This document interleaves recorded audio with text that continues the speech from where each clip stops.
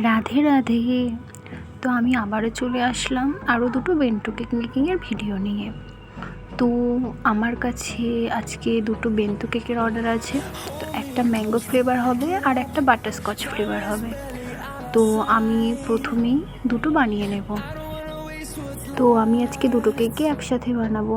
তো আমি ফার্স্টে দুটো কেকেরই ভালো করে লেয়ারিং করে কেটে নিয়েছি। কেটে নিয়ে আমি ভালো করে সেটা করব। তো ফার্স্টে আমি ম্যাঙ্গো ফ্লেভারের কেকটা বানাবো। তো আমি সেই জন্য সেটা ভালো করে ক্রাম কোটিং করে নেব। নিয়ে আমি ফ্রিজে কিছুক্ষণ ভালো করে এটা সেট করে নেব। তো দেখতেই পাচ্ছ, তোমাদের সাথে কথা বলতে বলতে আমার প্রায় লেয়ারিং শেষ হয়ে গেল। এবার আমি ক্রাম কোটিংটা করে নিয়ে এটা ভালো করে সেট করে দেবো, দিয়ে আমি সেকেন্ড কেকটা বানিয়ে নেব। তো তোমরা দেখতে থাকো কেমন হয়।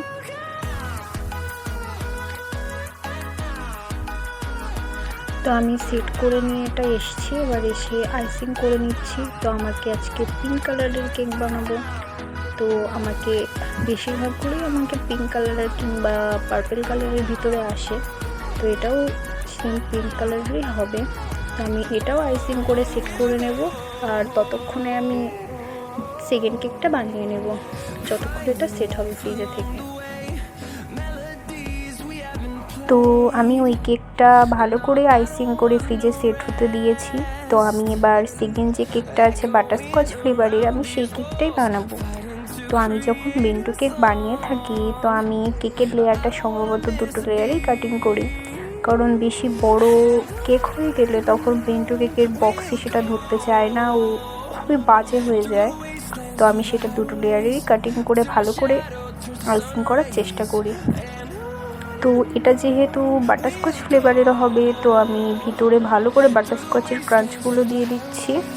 তো দিয়ে আমি ভালো করে সুগার সিরাপ দিয়ে সার্ভ করে নিয়ে আমি ভালো করে এটাকে আইসিং করে নেব। তো এটাও কিছুক্ষণ সেট করে আমি এটা আবার ভালো করে ক্রাম কোটিং করে নিচ্ছি। তো আমি এটা কিছুক্ষণ সেট করে নিয়ে এটা আমি ফ্রিজে ঢুকিয়ে দেবো। তো তারপরে আমি এটা সম্ভবত হোয়াইট কালারের ক্রিম দিয়ে আমি এটাকে আইসিং করে নেব, কারণ এর উপরেই আমি ডেকোরেশনটা করব। তো ভালো করে এটাকে আমি সেট করে নিই, এটা আবার আমি ফ্রিজে কিছুক্ষণ ঢুকিয়ে রাখবো। তো দেখতে থাকো কেমন হয়। তো আমার প্রায় এটা আইসিং করা কমপ্লিট। তো আমি এটা ফ্রিজে দিয়ে সেট করে নেব। ততক্ষণে আমি ফার্স্ট যে কেকটা বানিয়েছিলাম ওটার ফাইনাল ডেকোরেশনটা করে নেব। তো আমি এটা ফ্রিজ থেকে বের করে নিয়ে ভালো করে বেন্টো কেকের বক্সে ট্রান্সফার করে নেব। তো যতক্ষণ না কেকটা ভালো করে সেট হবে ততক্ষণ তুমি ভালো করে বক্সে ট্রান্সফার করতে পারবে না, অনেক প্রবলেম হতে পারে। তো সেই জন্য বক্সে ট্রান্সফার করার আগে ভালো করে সেটা সেট করে নিতে হবে ফ্রিজে দিয়ে। তো তোমরা দেখতেই পেলে আমি এটা বক্সে দিয়ে দিয়েছি। তো তার উপরে যে বাস্কেট নজেল আছে সেই নজেল দিয়ে আমি সামনে একটু ঢেউ খেলে একটু ডিজাইন করে দেব, বেশি কিছু করব না। তো আমার এই রেফারেন্স ছবিটা আমার ক্লায়েন্ট আমাকে পাঠিয়েছিল, তো আমি সেটাই বানাচ্ছি। তো এটা সিম্পলের ভিতরে একদম। তো এর উপরে আমি কিছু সুগার বল দিয়ে দিচ্ছি। তো আমার ডেকোরেশনটা হয়ে গিয়েছে, তোমরা বলো কেমন হয়েছে। আশা করি ভালো লাগবে।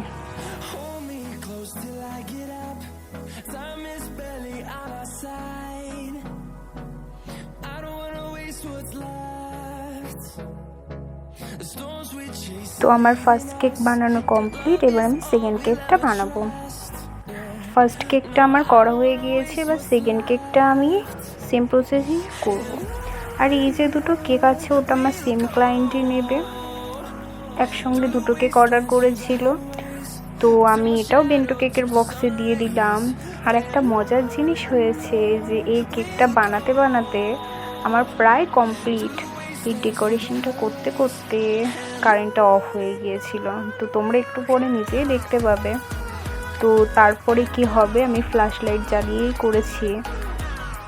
আমার মা ফ্ল্যাশ লাইটটা ধরে রেখেছিল এবং সে তেমনভাবেই করেছি। তো তোমরা বুঝতেই পারছো যে কারেন্টটা অফ হয়ে গিয়েছিল। তো কিছুক্ষণ পরে চলে এসেছিলো। আশা করি তোমাদের ভালো লাগবে। দেখো।